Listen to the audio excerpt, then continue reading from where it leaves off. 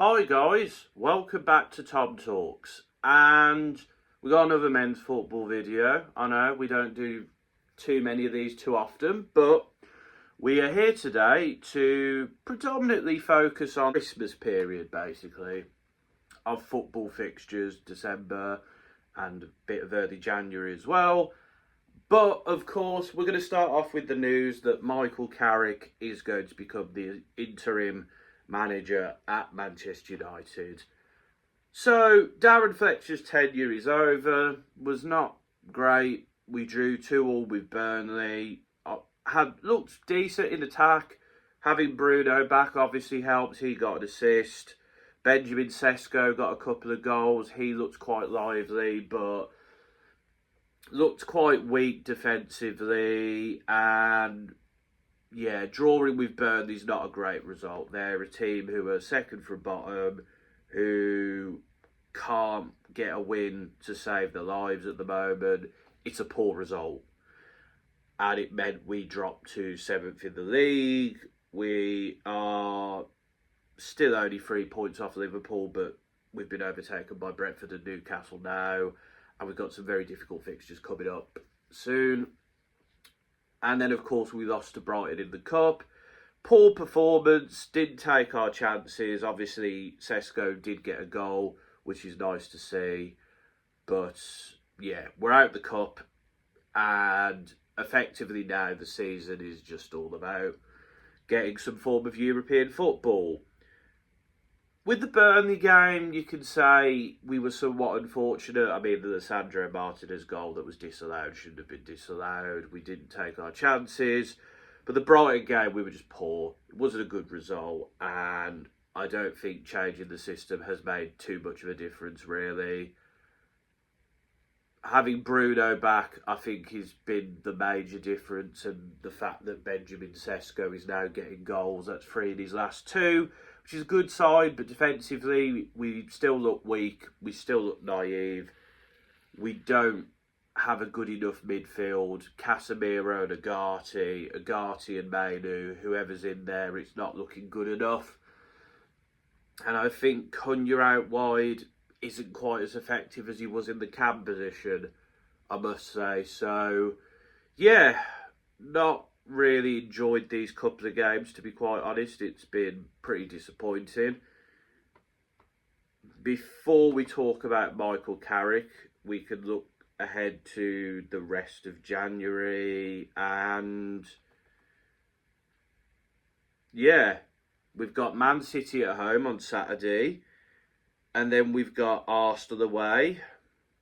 And then Fulham at home. That's our next 3 fixtures. City at home, I mean, maybe we'll turn up for that one. I don't know. City have been a bit inconsistent of late in the league, so we'll have to see. Arsenal away, I imagine Arsenal will win that. I'd be very surprised to see them drop points against us. And then Fulham at home. Fulham are in good form. They could quite easily get something from that game, so I honestly don't know what is going to happen there. And yeah, I've already made my thoughts on the decision very clear. I think it was the wrong decision to make, particularly at this time of the season. It doesn't look like we're going to make any new signings. I've heard some rumours about Marcus Llorente because Conor Gallagher obviously is going, I believe he's going to Spurs, which is a good signing for them.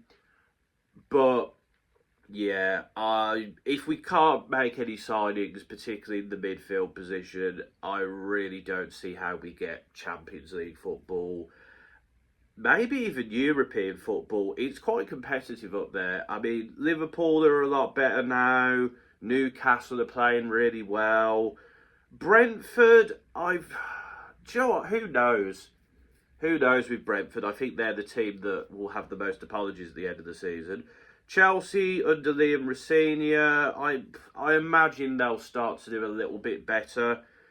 Fulham, I don't think we'll be able to maintain the consistency. The same goes with like Sunderland. So really, we've just got to start getting results. I mean, 1 win in our last 6 is poor. It's really poor.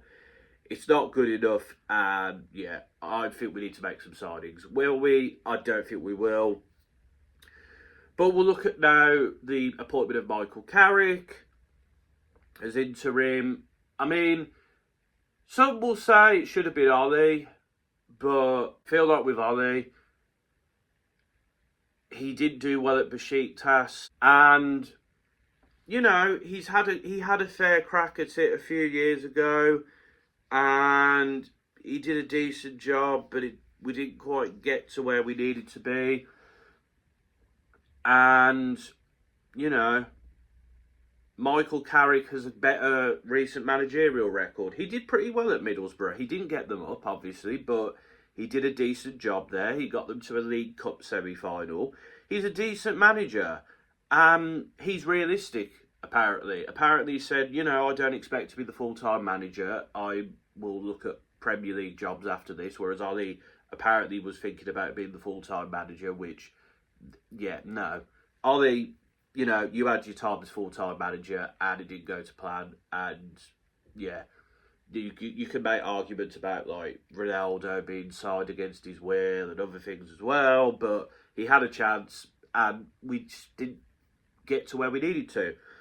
So, I think Carrick as an interim is a decent appointment. Can he get us into the Champions League spots? I honestly don't know. Like, as I say, this team is not performing very well. We look quite defensively naive at the moment. Maguire should be back soon. I don't know when De Ligt's going to be back either. I think in the midfield, we need another midfielder in that position. So, yeah. I honestly don't know what's going to happen with United. But best of luck to Micheal Carrick. And we'll see what happens. Now, we're going to kind of look at the festive period. We'll start with the Premier League. Arsenal are now 6 points clear. They've looked really good, Arsenal. They're just getting results. They're playing good football. They're maybe not keeping as many clean sheets as in the past, but they're just solid. They get the job done. They maybe don't always look the best, but, you know, when you have players like David Raya and Gabriel and Declan Rice and Saka, and you've got players coming back in like Martin Odegaard, then, you know, they're getting the job done. They're not the best team in the world to watch, but they're effective. They get results. And even when you've got someone like Victor Gyökeres up front, who's not doing too great, they're doing well. And I think 6 points is a decent gap for them, because 6 points behind, you've got Man City and Villa. City, again, we've said this before, when Erling Haaland doesn't score, they struggle. Yeah, I know they battered Exeter 10-1 or whatever in the cup, but, like, it's Exeter, it's the FA Cup, you know. Semenyo is a very good signing, and I think he will improve them, but again, they've got these defensive issues with, like, Ruben Diaz being out. Vardiol's injured, I think, and Stones has his issue. You know what John Stones is like. So if they sign a centre-back, that should be a priority, really, for them, but I just don't think this City team is up to it. And the fact that they've drawn 3 of their last games is very un-City-like, especially this time of year. So, yeah, I still think Arsenal are going to win the league, to be honest. You've also got Villa on 43 points. They've been great. I mean, Morgan Rogers is an absolute joy to watch. Whether it's like the Forest game or the victory over Spurs in the Cup, whenever I watch Villa, they just look really good. And he looks good. Watkins is coming back into form. John McGinn's looked very good. Buendia's looking pretty great. They're very solid at the back, and obviously Pau Torres is back in there now. This Villa team's looking good, and there's an 8-point gap between them and Liverpool.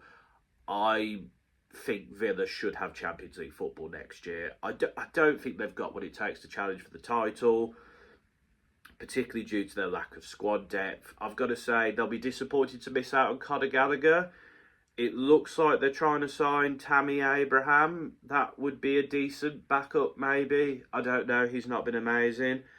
I'm very confused as to why they're getting rid of Daniel Marlon. He's been pretty decent for them this year.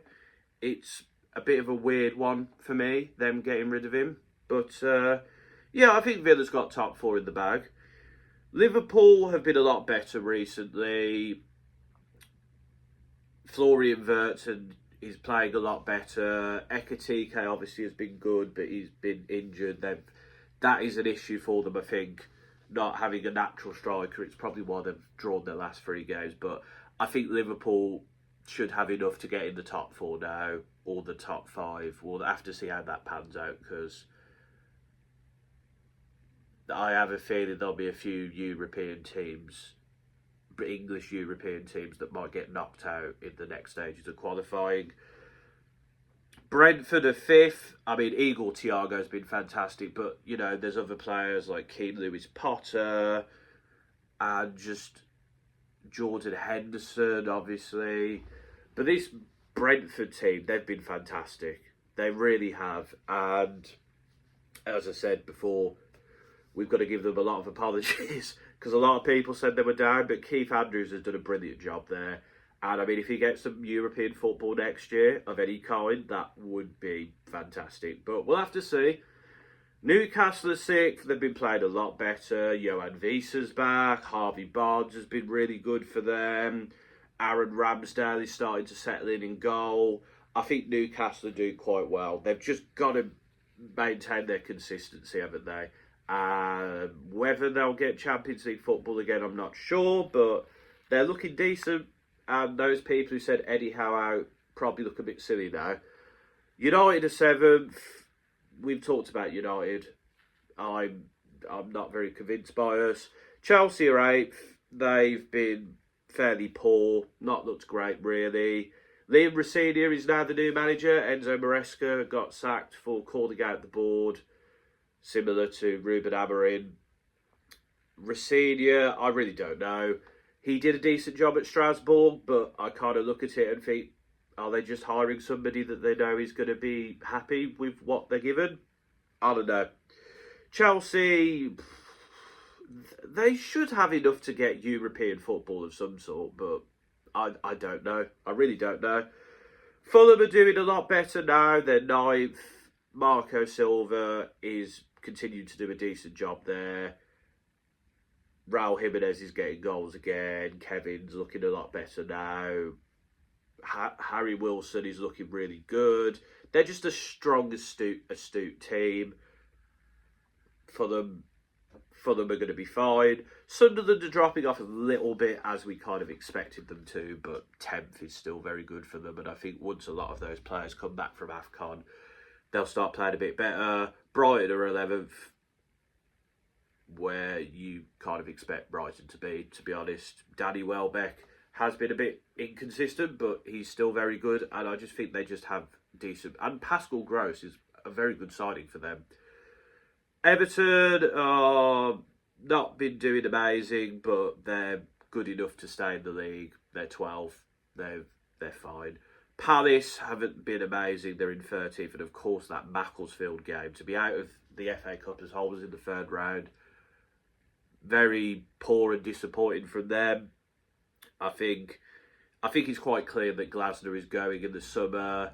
I think, you know, they're going to be losing Gehi in the summer, maybe Adam Wharton, Jean-Philippe Mateta, who has been decent but not amazing recently, will probably go. The signing of Brendan Johnson is pretty good. I think that's some good squad depth there, but yeah, the wheels are starting to come off a bit at Palace. Not to the point where I think they're in trouble of getting relegated, but I have a feeling this might not be a great season for them. Spurs have been pretty pathetic, really. They're poor defensively. They don't do enough in attack. Like the Villa game I watched, the FA Cup game, they were just really poor in the first half and just didn't offer much. In the second half, they tried a bit better, but like, you know, you've had the injury to Richarlison. You know, Solanke's only just coming back. They're missing that creativity from Maddison. I think Conor Gallagher, if he does go there, is going to be a very good signing. But this Spurs team they're just a bit hopeless, really, and just lacking any real quality. Bournemouth, Semenyo, I think, was kind of keeping it together, although they didn't win a game for quite a while. I am interested to see how they finish the season because they do have some very good players, but losing Semenyo is a huge loss. And they need to, I guess, not replace him because they can't, but they need to get some bodies through the door in the transfer window. Leeds have been very good. Dominic Calvert-Lewin in particular. Brendan Harrison has been very good. I think they should have enough in the tank to secure safety, but we'll have to see. Forest, of course, they got the job done against West Ham, but they've been really poor. They make mistakes defensively. They don't offer enough going forward. And there's a 7-point gap between them and the relegation zone, but that might not be enough. We'll have to see. West Ham have been really poor. I have a feeling Nuno Espirito Santo is going to be gone soon. They just defensively are a mess. They don't take their chances in attack, you know, whether it's Bowen or Somerville. The new signings look decent, but I'm not convinced by West Ham. Burnley just don't have the quality for the league. I think they're gone. Wolves have been playing a lot better recently, I've got to say. That Mane kid is fantastic. He looks really good. I think it might be a little bit too late at this point, but I think they're going to put up a fight.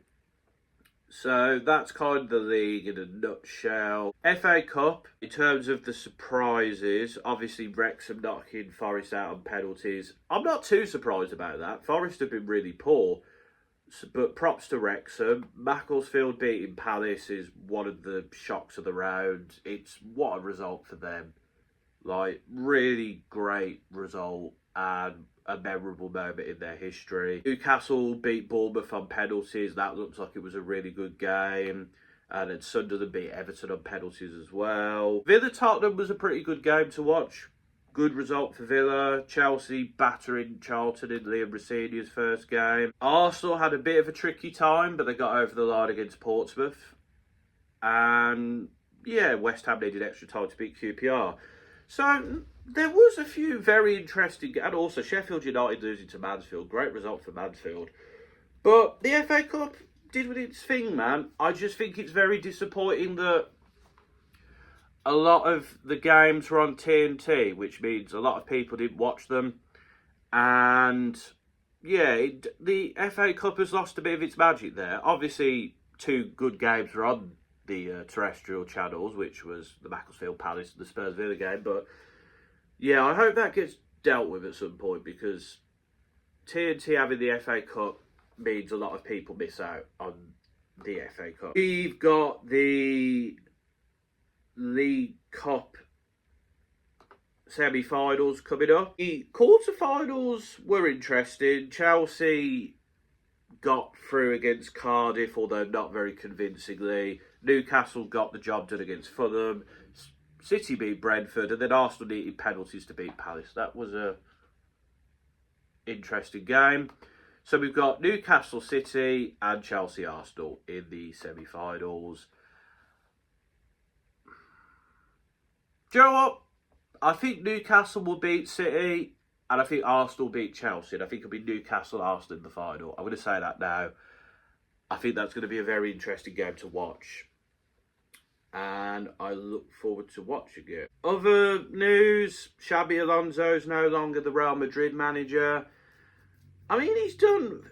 I think there's a lot of issues in the dressing room there with Xabi Alonso. There's a lot of players who don't like him. And the Madrid hierarchy are very strict. Barca have a decent lead over them in the league. They've obviously lost the Super Copa final to Barca on Sunday. They are doing decently in the Champions League. They should get through the automatics, but they've lost to like Liverpool, and they lost to City as well. It's harsh, but Real Madrid get the job done. And hey, maybe Liverpool will go in for him in the summer. And we're going to quickly look at a few transfers before we go as well. Villa have signed Brian Maggio from Metz for an undisclosed fee. He's a teenager, So that's one for the future, basically. Brentford have signed Kai Furo from Club Bruges. He's also a teenager. These signings appear to be one for the future.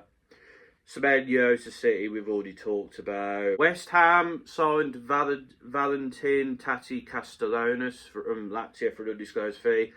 I've got to say, his goal-scoring record's not great. He did get one in the Cup, I believe, but yeah, I'm not entirely convinced by this side. It does seem a bit desperate from West Ham. We'll say, though, Pablo Felipe from Gil Vicente, that does seem like a decent bit of business from West Ham. And getting Nicholas Fulkrug out the door, he's got a loan to AC Milan. Felipe's done quite well in the Portuguese league again. You know, people say the Gyökeres thing, but I think Felipe's a better signing than the other guy. We've already talked about Pascal Gross, good bit of business from Brighton. And Palace signing Brendan Johnson, I think, is a decent bit of business. And then Aston Villa also signed Alisson from Gremio for £10.5 million. Again, a youngster. Could be some good squad depth there. It does look like that overall there's not going to be too many big signings at this point, but there could be. I think Semenyo is obviously the biggest one. City are also going to look for a left centre-back. A lot of Conor Gallagher seems like that's going to be a big one. I think a lot of teams are just looking to give themselves a bit more depth in this January window, but that's all. So we've covered the Darren Fletcher era, not one to remember. We've covered Micheal Carrick being appointed and what I think will happen. We've covered the league, cups as well. We've had quite a roundup. But let me know in the comments, do you think that Micheal Carrick will be a successful interim manager? Do you think United's season is salvageable? Can Arsenal win the league? Who's going to finish in the Champions League and European places? Do you think the bottom three are doomed, or do you think Wolves or one of the others can salvage their season? Who do you think's going up from the Championship?